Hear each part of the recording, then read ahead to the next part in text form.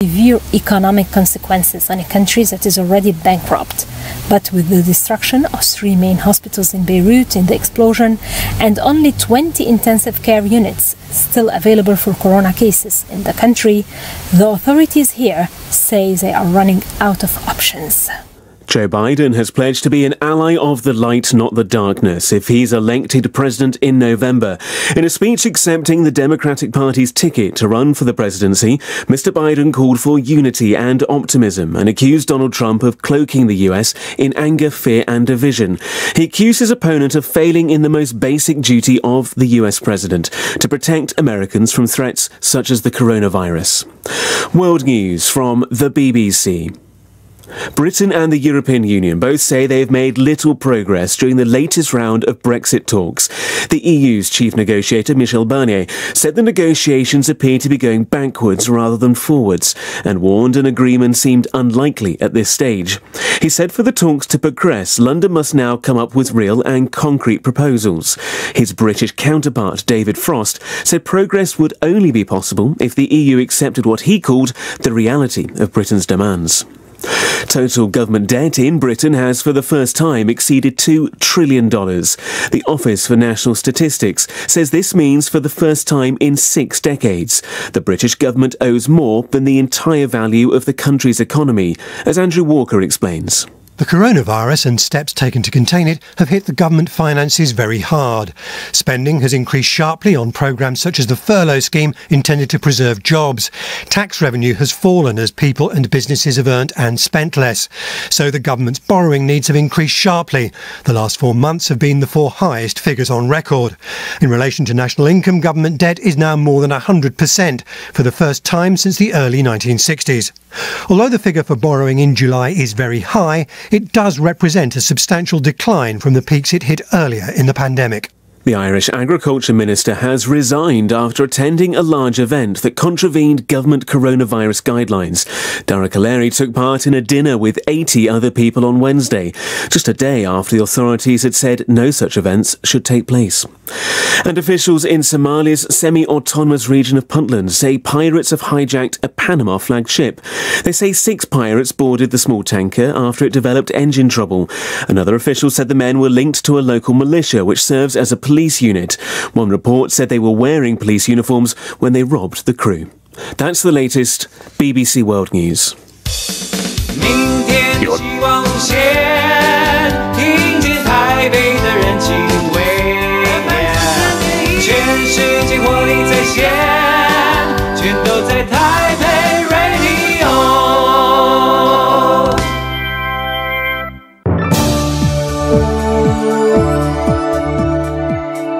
公民总主笔，方恩格时间。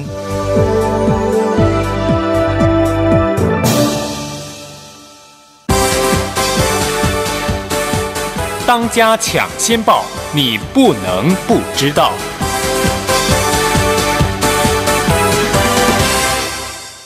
受到新冠肺炎的冲击，全球许多夏季艺术节被迫暂停或取消，而第22届台北艺术节非常幸运的正在举办当中，并将一直展演到9月13号。在今晚上公民总主笔的时间中，我们邀请台北艺术节的策展人邓富全来到现场，他以 Super 作为今年策展主题，思考疫情前后人类追求 Super 的意义和后果，希望透过符号探讨现今人类的能力如何超越标签化。在本期的节目当中，我们也将介绍邓富全在艺术管理领域的经历，在今年台北艺术节的展演内容，还有台北艺坛的现况。谁当家？谁当家？谁当家？你当家？谁当家？谁当家？谁当家？谁当家？我当家？你当家？我当家？我当家？到底谁当家？你来当家。Welcome to Residence Messenger Program with your host, Ross Darrell, Final Dawn Taipei Broadcasting Station. Today, our very special guest is Tang Fu Kun. Fu Kun, welcome to the show. Thank you. You spoke my name right. It's Fu Kun. Fu Kun. Yeah. Fu Kun is the curator of the Taipei Arts Festival, one of the most special arts events on the calendar, not just in Taipei, but for all of Taiwan. So we're going to talk about what makes the Taipei Arts Festival so very special, and also what's really special about it this year. But before we do that, Fu Kun, tell us a bit about yourself. You're not from Taiwan, and there's nothing wrong with not being from Taiwan. We have a lot of interesting foreigners on our show, and we have a lot of artsy ones as well. Since I'm not an arts person, I get to call all of you artsy, okay? But you grew up in Singapore. What was that like? Yes, indeed. I was born and raised in Singapore, and then I left about nearly more than 20 years ago, actually. Being born and raised in Singapore. Well, as I understand, Ross, I've also lived in studied. Singapore, yes. Yeah, you've lived there. Yeah. So, and I can identify your accent immediately. It's a Singapore accent. It's a Singapore. Sometimes I can also talk in the Singapore accent like that, lah. But yeah. So as a Singaporean, I think I grew up with an interesting background. It's very multicultural, very multiracial, and I didn't quite get this rather distinct aspects of Singapore till I left. When I then look back and I think, wow, for 20 years of my life, I was actually raised in a very rich and hybridized environment, and to be able to hear so many languages, so many kinds of sounds, eat so many kinds of foods, and also witness so many kinds of cultural forms, it's really quite a privilege. Yeah. Now, years ago, say 30, 40 years ago, a lot of the focus of public policy in Singapore was on economic development. But over the last 25 or 30 years, they've also come to appreciate the arts, and there's a lot of museums, and there's theater now. It's kind of like for Southeast Asia, the regional center for a lot of these things. Was that something that began to happen when you were a young man and still in school in Singapore? Yes, indeed. I think there were early, when we were growing up, we kind of just art, no art, just science. Yeah, it was very much based on education and the hard sciences, the economics, and to make Singapore then a rather young independent society to be a strong country. So the arts was pretty much neglected. But I think I was lucky. By the time I was 17, the government suddenly thought, oh, Singapore shouldn't anymore be a cultural desert, but to kind of cultivate its own artists and give formal education to this new generation. So I was lucky. I was part of the generation growing up studying theatre. Since 17 years old, and then into university where I also pursued theatre. And so I was lucky, I think. And then growing up, I was also able to follow the film festival, the arts festival. And in those days, in the 80s, we were very experimental. I think we were beginning to open up. What about censorship? Singapore also has a reputation for censoring the arts. Indeed, I think as a small country, the government has never been known to be less draconian, and the arts is often and still sometimes perceived as a critical form, right? And so the government does still put certain controls over the population in terms of its freedoms of speech and cultural expressions. But I must say that indeed, as you said, the society has flourished, and during this whole global turn, Singapore has also opened up and become right now the hub of Southeast Asian art, and it's also known to be, very vibrant, and especially for expatriates moving to live in Singapore, they recognize Singapore now as a very global city. Now, you mentioned you started to study theater as a teenager. Was theater always your love, or did you also spend a little time with dance or drawing and other types of arts as well? No, actually, I studied the hard sciences. And then one day I thought, oh no, I think I like language, I like literature. And so it happened that in my year, I was the pioneer student, the first cohort to be offered theatre studies.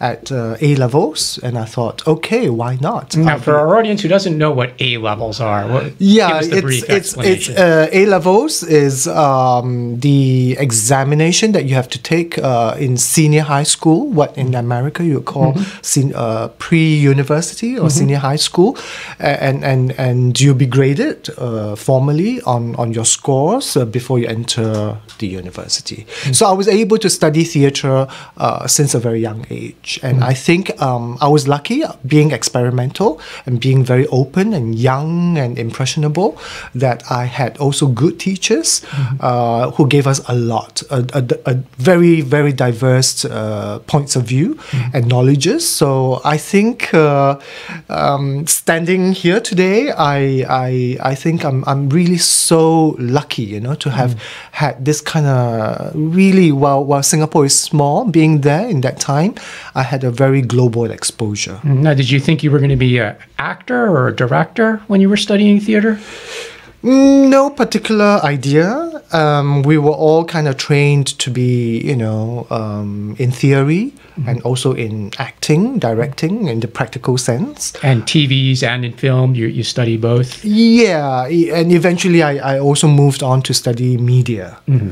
So yes, I was contemplating my place in the industry, but gradually I realized that I was better fit as a dramaturg, what they call a dramaturg, because I had experience and training in both the intellectual and theoretical aspects as well as the practical aspect. And so I combined both to become what they call a dramaturg. A dramaturg is one who assists the playwrights, the directors, the whole artistic team towards formulating and realizing their ideas on stage.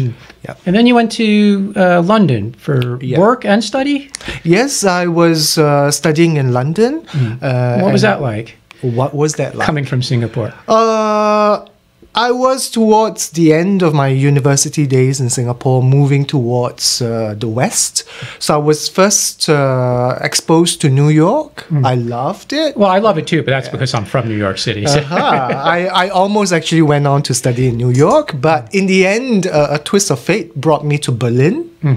And I thought to study and live in Berlin, and I did. But eventually I thought, okay, to be more expeditious, to study in London was something I thought would be quicker and more accessible, and I did. And what were some of the challenges as a young student of the arts or theatre going from Asia to London?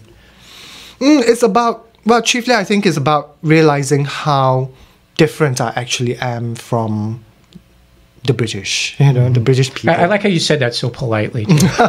Because I grew up so Anglophilic, right? I studied English literature, I studied theatre. So you got there, when you got to London, you thought you knew Shakespeare better than that. Yeah, I knew Chaucer, even, and I read the Bible and all, right? And I thought that I could be as English as the Englishman could be. But then I realized that no, I'm actually quite different. And so then this whole awakening to cultural difference and what I am, who I am, or this whole Asian identity came to fore. And that's what kind of gradually brought me back to this region. It sounds like you liked your time in Europe, but you didn't really think of staying there long term. You wanted to come back to Asia.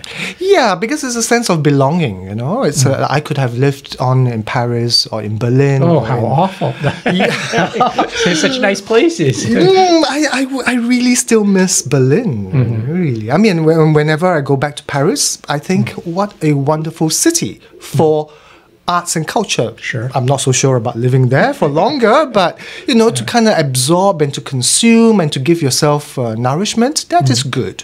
But finally, I decided that coming back to Asia is where I truly belong, and I could actually contribute something. Would you still recommend to young arts students to go to Europe to study, or can they now pursue graduate education right in this region, whether in Singapore or other cities in Asia?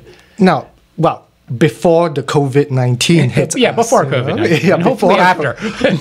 Before COVID-19, we were all, shuttling everywhere, and absorbing this whole global era, right? And all the kinds of freedoms and privileges it afforded us. So I would still say, yes, as a young student, you must go blaze forth and explore the horizon. The world is your oyster. Go absorb anything, everywhere, as far as you can go.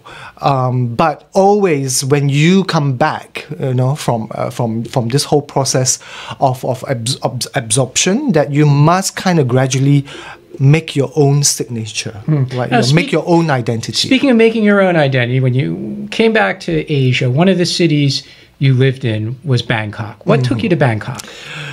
Well, Bangkok was always a city that I was kind of transiting through while getting to Europe.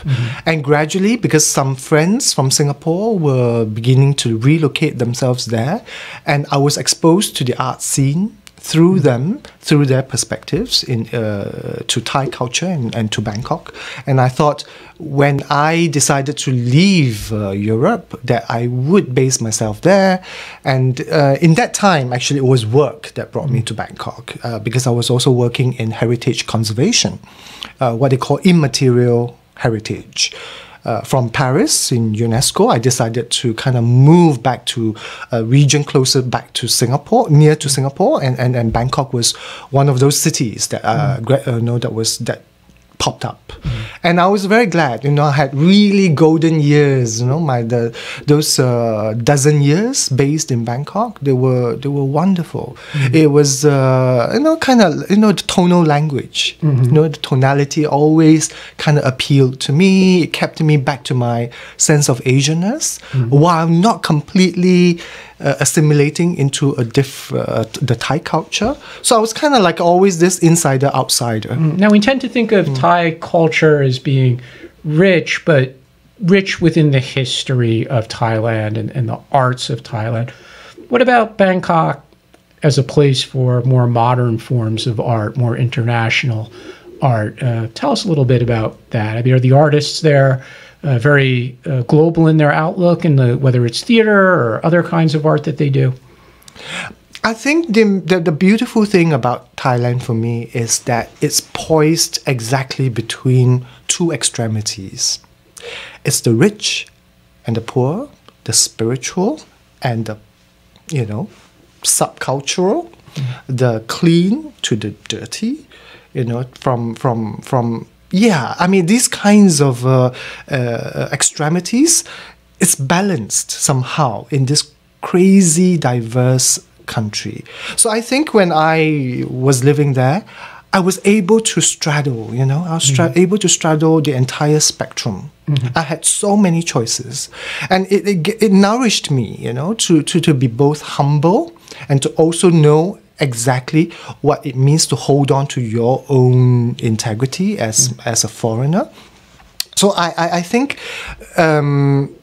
Bangkok, until recent days, right, when it's been thrown into political chaos, had been a very, let's say, like a cosmopolitan society. That I would say, if you were to be one who has to shuttle much within the region of Southeast Asia, and as well to having to go to Europe often, like I did, that is actually the perfect hub. For transportation, for the East and the West, for the medieval, I would dare say is actually even, it offers medieval cultures, very ancient cultures, to very contemporary modern culture. So I think in that kind of milieu, I was able to absorb and nourish myself, and also to rest, because I was such a mobile creature that every time I went back to Thailand, it was like a sanctuary in a way, that I could take rest, I could enjoy good food, I could always have my massage every other 2-3 days. Oh, sounds very difficult. And you're not too far from the beach. And really, I mean, and cuisine. I mean, contemporary cuisine. You know, I'm going to put you on the spot, Fu. Yeah. Did you learn how to cook Thai food while you were there? No, I was so spoiled. There was no point to cook. You know, you go out there, you get your street fare, and then you can also get very Michelin-starred restaurants. There's so many, and the bars. You know, so the diversity. I was spoiled in all those decade that I was there. And you mentioned when you were living in Bangkok, you did a lot of traveling, not just in the region of Southeast Asia, but around the world as well. What are some of the arts industry events that you were working on that took you to different cities? Tell us a bit about some of those events. I was actually much kind of between Asia and Europe.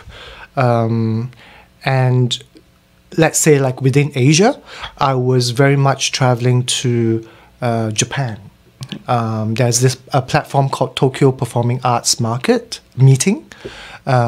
It's called TPAM, and I was a guest curator there for a stretch of 3 years, and I made many good friends, many empathetic and many wonderful Japanese colleagues who also expanded the field of their presentation and curation to Southeast Asia.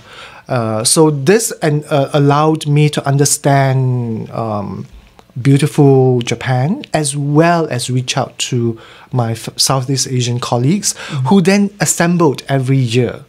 For the last, let's say, like TPAM is such a highlight each year in our artistic calendar, because every February you have to be at TPAM. What kind of events happen at TPAM? It is a meeting, so you get to meet a spectrum of colleagues, those who call themselves contemporary makers, both in art making as well as curation and producing.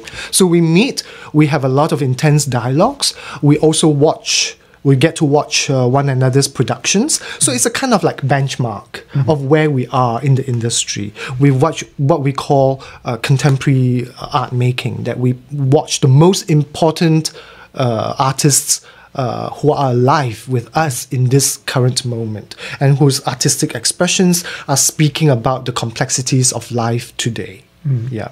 So TPAM in Asia, in Yokohama, it happens in Yokohama every February. And then I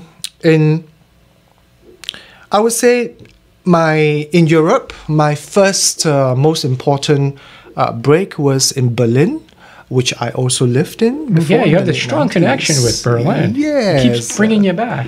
Yeah, there's some, it's very, because it was, when the wall fell, and, the East and the West were coming together in the late 90s when I was there, it was like the golden moment, and so many things were possible. And I was also lucky. I was part of that generation in Europe that started to push experimental choreography. So it really broke boundaries, and it was leading towards what we call conceptual choreography. So I was witness to that, and I was growing up with festivals and also with choreographers who were part of this avant-garde. Yeah. So I was lucky. And so I always miss Berlin, and finally I was called back by the House of World Cultures as a co-curator of In Transit Festival. And there I was able to then showcase a set of artists that from Asia that I was working with. So if you're curating an event in Berlin but living in Bangkok, how do you manage that? Did you have to go spend a lot of time in Berlin before the event, or even back then you were kind of working from home? Yes, first a lot of working from home, a lot of talking to the artists, and then of course having the colleagues in Berlin who are very well prepared, and the Germans are always so all right, tuck tuck tuck, and so you could trust that in terms of production they are ready, ever ready to go. So I think it's really always, when you are part of a festival, you need really a team of very strong, driven people who can go from the word go. So I was lucky. I think they trusted me, and I could also trust them. So having a foreign curator is often quite dicey, right, because of this whole communication difficulty. But I think somehow with the Germans, I've always been lucky. Yeah. And that event is still ongoing, but you're just not working on it now. Yeah, it has changed its profile. And of course, being in contemporary art, the platforms change all the time. And different curators come in, different artistic practices take place. And that's what we mean by contemporary art, right? It has to keep evolving. It has to keep proposing new things and new ideas and new methods. Yeah. And you once had the opportunity to help run a Singapore pavilion at the Venice Biennale. Tell us about that, because it sounds like a great honor. How were you selected you're representing your country? Yes, the Venice Biennale is obviously the most important visual arts platform, and all contemporary visual artists would die to be I'm glad you survived. You didn't die. We had a rough time. I can tell you, it's not easy because when you have. But how were you selected for that role? There must have been a lot of talented curators. It was in my year an open call.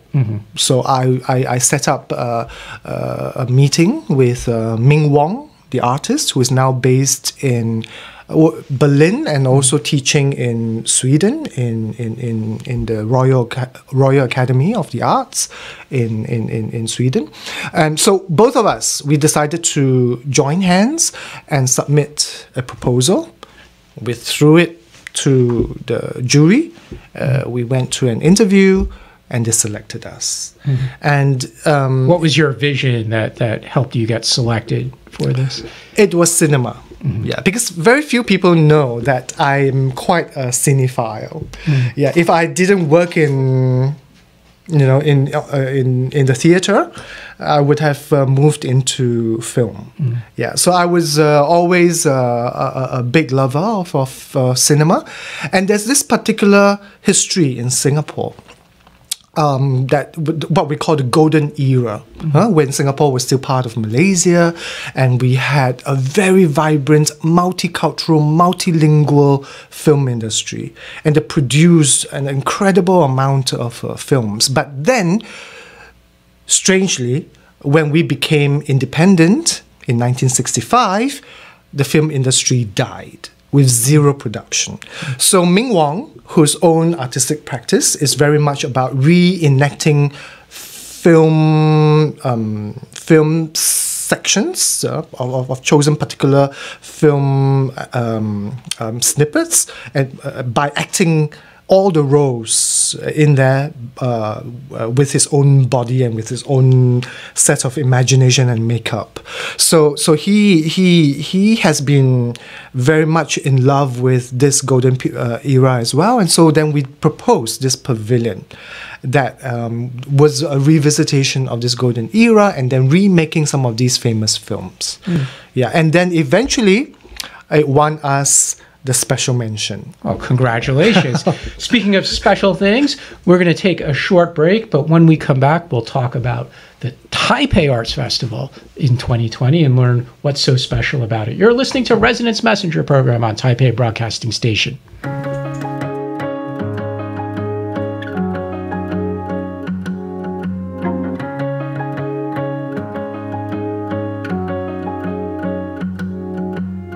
被世界遗忘，也忘了世界，马上我要离开。邻居还在呢，默而不听叫，都不关我事。不停歇，不停地擦拭，不停歇，不停地收拾，用忙碌压住焦躁，用忙碌安定混乱。慢条斯理呀，打包装着笑，慢条斯理呀。一日复一日，混乱不知所措，你再也不开口啦。我好想跟你走，走去你的世界，我不再留恋我的世界。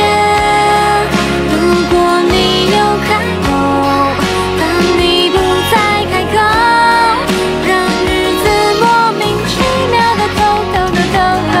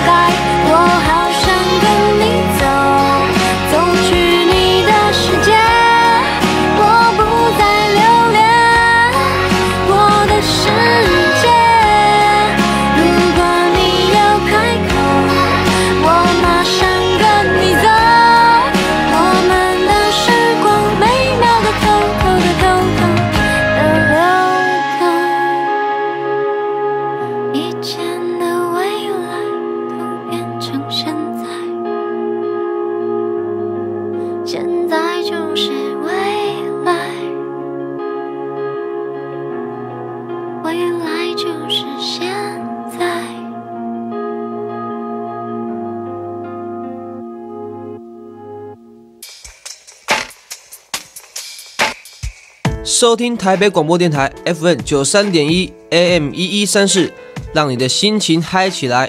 大家好，我是陈零九。我从年轻就烟不离手，直到跟太太结婚满10年，我想送她特别一点的礼物。想来想去，觉得身体健康就是最棒的礼物，所以结婚纪念日我决定戒烟。因为以前小朋友都觉得先生很臭，现在他戒烟5年，烟味不见了，晚上睡觉也不咳嗽了，体力变更好。免费戒烟专线0800636363，以上广告由卫生福利部国民健康署提供。我家在哪里？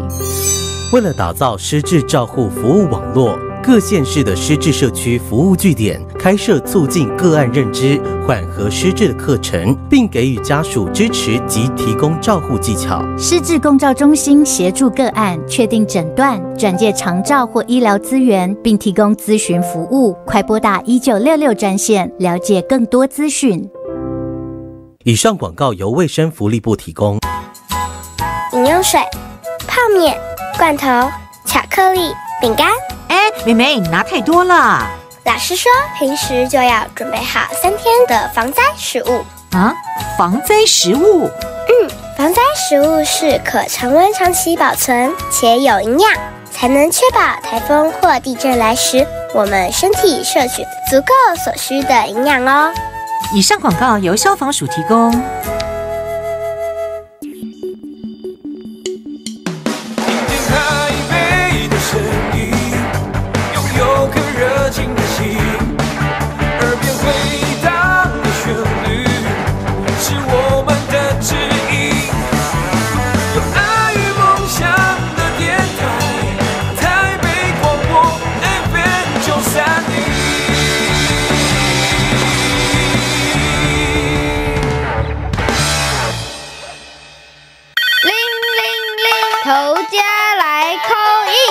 Welcome back to Residence Messenger on Taipei Broadcasting Station with our guest, Tang Fu Kun, the curator of the Taipei Arts Festival.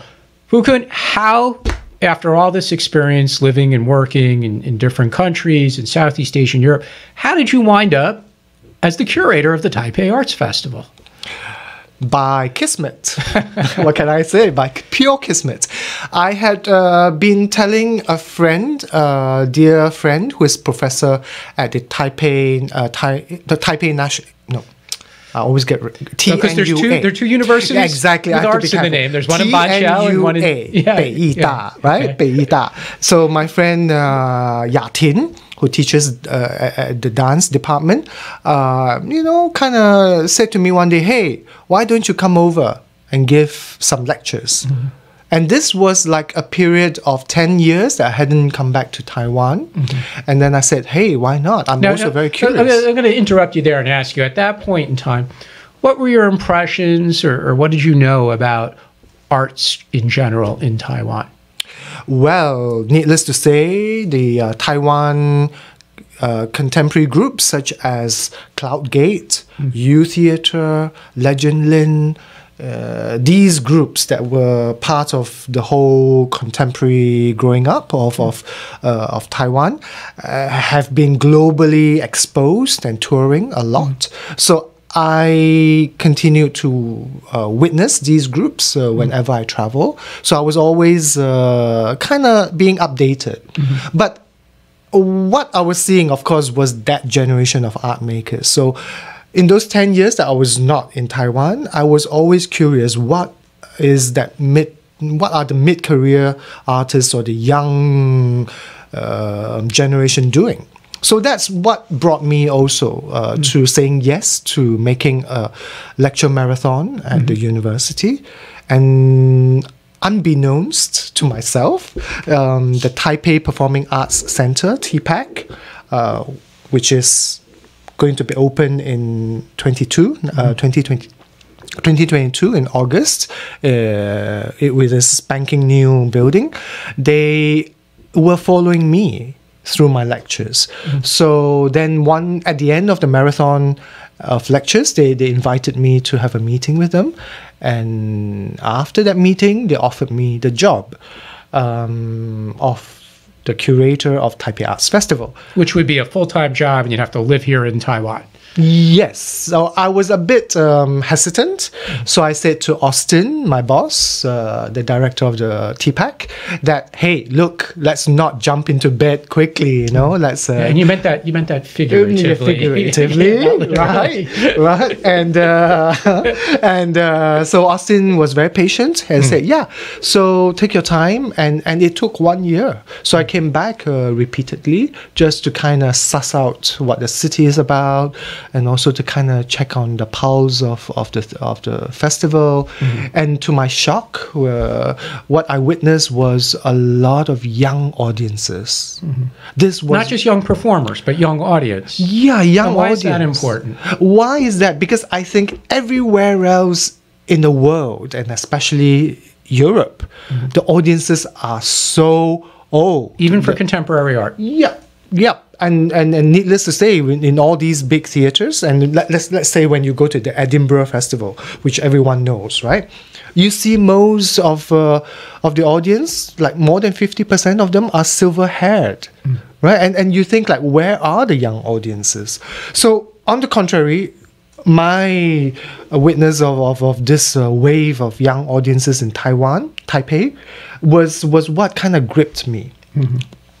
And kind of convinced me that I had work, that I had a function to offer, and which is to kind of, to dig and to bring up this generation. So you accepted the job, and what was the reaction from your friends in the arts world, not here in Taiwan, but in other places, when you told people in the arts industry in Singapore, in Bangkok, in Berlin, in Paris, London, that you've taken up this job, you're going to move to Taiwan and be the curator of the Taipei Arts Festival. Did anyone say Thailand? And you said, no, Taiwan. Or, what was the reaction?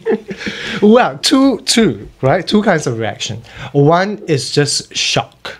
Like shock. Why? Because they hadn't thought that I'm Chinese. Somehow, they always thought of or perceived me as a global person. And of course, I wasn't using Mandarin for more than 20 years.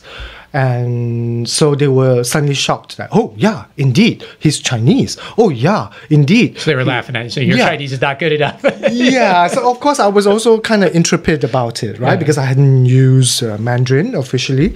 And then, of course, what I learned in school is 简体字, right? So coming here is like having to reboot altogether. So one for them is shock, and also for myself, shock, right? So but I decided to take this big challenge, right? To kind of re-synthesize myself. And then the other reaction is really joy. Yeah, because for a long time, they thought of Fuquan as that nomad, the gypsy, kind of globe-trotting and having no home or not belonging to a particular culture or a language or a place. So I think they were, or institution. Actually, a lot of my peers were actually quite worried for me. Coming from Singapore, we are so kind of well brought up in rigid systems, right? Then Taipei is a bit more open society. Yeah, so then they thought that along the way I had dropped, I kind of rebelled against Singapore. Then I was like, in my own revolution and leaving Singapore and ditching Singapore, etc., for freer life. So then they thought that I was breaking free from institutions. But little do they realize, in fact, I'm still part of institution. I mean, you can't take away Singapore from me, right? I mean, I've been raised and I excelled within the institution. So how could you overnight think that I am out of the institution? So anyway, so that I would be back in a job that is part of an art center that's going to be born, a huge art center that's going to be born in 22, they were more than happy for me. Finally, they think that I'm being serious. I'm being committed, Like before, I was always kind of running around having affairs, afraid of commitment. Yeah, but little did they realize that actually I could easily bring the institutional mindset in me as well, that I could combine this now in Taiwan, which is both a very free society as well as one that's governed and very well controlled by institutions. Now, speaking of shock and also controlled, tell us about the theme of this year's, the 2020 Taipei Arts Festival, because the theme is kind of it's a word and some letters, but you can't really pronounce it. Ta-da! Super! Okay. Now, super, everybody knows super, right? We don't need the translation, even in Chinese, everybody knows super. Yeah. But it's followed by these punctuation marks, right? So there's no way to pronounce them. This reminds me of the singer known as Prince, who at some point changed his name to a symbol. That was the first thing I thought of. Yeah, why these symbols? Basically, each year in the festival, we come up with a theme. And each year I play with these symbols, right? So sometimes it's a blank, like a dash, and you fill in that blank. And then sometimes it's a bracket in order to qualify a yes or a no. And then this year I decided to go bonkers to just kind of list these symbols because exactly it speaks about the theme of exhaustion. Yeah, when the world before COVID even arrived was already on the brink of a kind of like a collapse, of a kind of overrun, of this whole late capitalist drive. So this kind of fatigue was what I was trying to understand, and so then instead of trying to explain what these factors are that brought us to the fatigue, then I decided to kind of have when you go onto the typewriter, when the first row of letters are these, like so I kind of deliberately kind of leaving it blank in order that the artists with their artworks would respond to these blank spaces, and as well as the meaning of and finally the interpretation by the spectators, that it should also be likewise open. So it's meant to inspire both the artists and the audience, or the attendees at the events. Yeah. But by and large, Super is really speaking about the ramifications of an era that has gone bust, right? And so right now, and who was to know, by March, we were completely sedentary. Our mobile lives have become completely arrested. And I think then that brings me maybe into the program, which is even more exciting this year. Yeah. Now, part of the program is about merging the pandemic with theater. What does that mean? It's about questioning how to re-enter the stage under the conditions of COVID-19. So COVID-19 obviously means that we can't travel as easily, we can't cross borders anymore. So the international programs that I had curated and set by the end of 2019, in preparation for this year's festival, they were half of them were cancelled, and they were huge productions. And by February, we were still hoping, right, that then we would not be affected. We could the artists could still travel and be with us. But by March, it was very evident and that it's not possible. And so by April, within 2 months, you can imagine, between April to June, I had to rejig everything and come up with what we now call the pandemic program, which exactly speaks to what theatre under the conditions could look like. And other aspects are called, it's a lot about thinking, right? There's think out of the box and think bar. Well, what's thinking out of the box and the think bar aspects? Think bar. I think of it's called bar. I thought it was a bar. Like think bar. It's 动想bar, right? It's to think together. It's discursive. Think bar is a platform that I initiated when I took up the job 3 editions ago, and this is really a platform in which I allow the artists to present works in progress, works that are not finished but deeply in research phase, and then they are able to present their findings and share it with the audience as a first showing.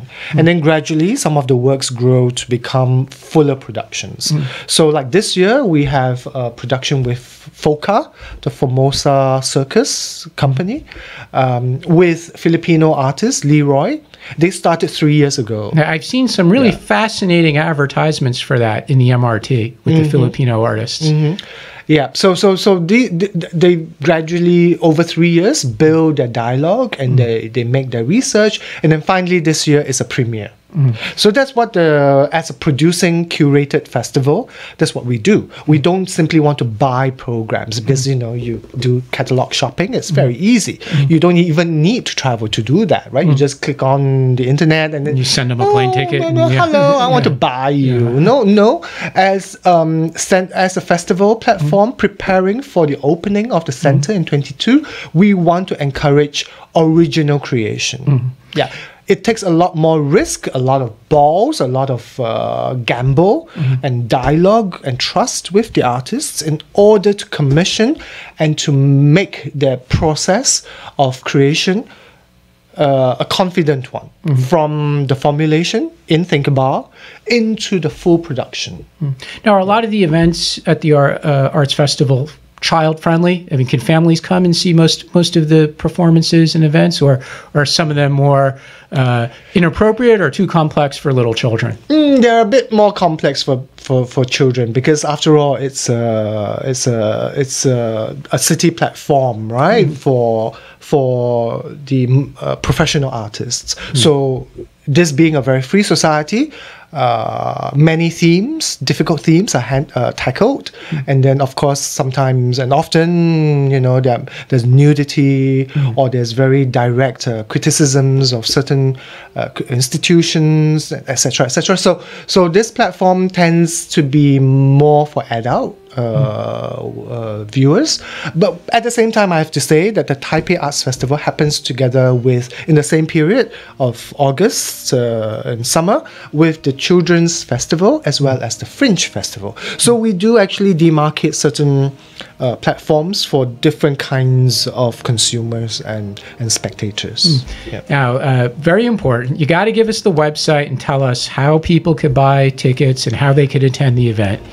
Well, you have to go on to artsfestival.taipei.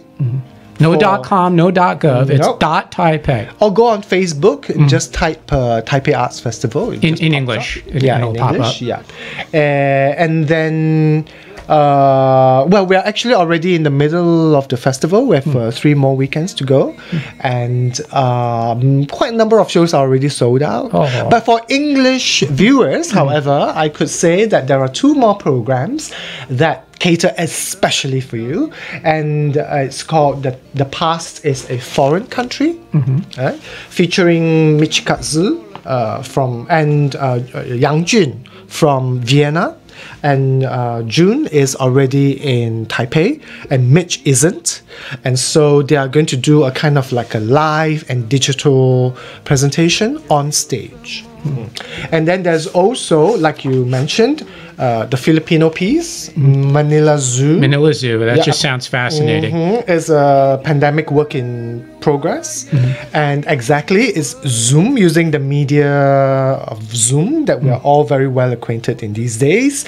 And so while we are used to Zoom online, and we face like 100 unknown anonymous viewers from all over the world, we decided no, we want to bring Zoom back onto the stage in front of the spectators, of live spectators.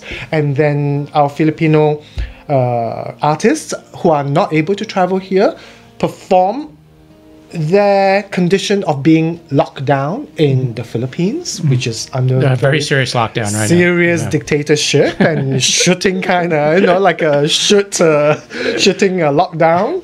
And also the work is about Isa Hodgson, the artist's obsession with questioning indentured labor, of how there's been the phenomenon of Filipino performers leaving the country to become entertainers in Disneylands all over the world. And so in this piece of work, she talks about how animals are being anthropomorphized in Disneyland. So they are kind of like zoo, right? So this whole animalia, this whole lockdown, and this whole Zoom condition where they can only speak to you from their living rooms. So this will be something. This will be in English and also in Tagalog, and a lot of singing. Beautiful, Filipino. Their DNA is musical, right? So they sing a lot, and they also move and dance like animals for us. So this would be a kind of direct interaction with the audience here in Taipei. Great. We've been joined today by Tang Fu Kun, the curator of the Taipei Arts Festival, which still has 3 weeks to go. There's still some programs that have tickets available. So we hope everyone in Taipei will go see the Arts Festival. Fu Kun, thank you so much. Thank you, Ross. You've been listening to Residence Messenger on Taipei Broadcasting Station. Have a great weekend. Ciao.